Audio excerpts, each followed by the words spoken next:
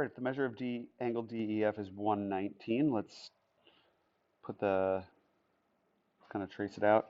DEF, that is this angle from here to here. And let me move it into place.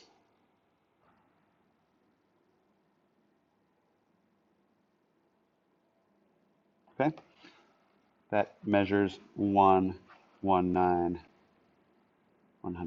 degrees. Then, what's the measure of angle FEG? Well, FEG, you notice, forms a linear pair with the other angle. Yeah?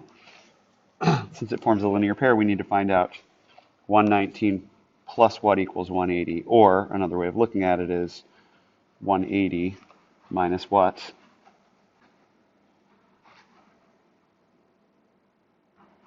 I'm sorry, minus 119 equals what's left over for the other angle. So that's 7, 10, 1, 6, 61 degrees. So the measure of angle FEG is 61 degrees.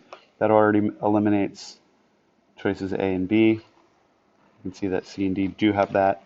And now they're asking further, what about HEG? HEG,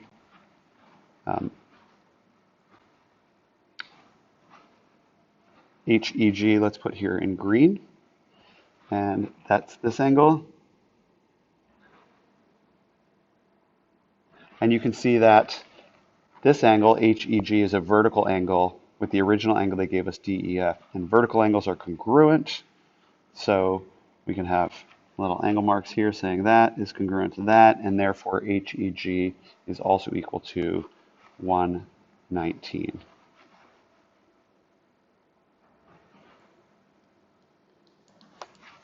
Okay, and that then leaves us with answer D. So I'm going to box it.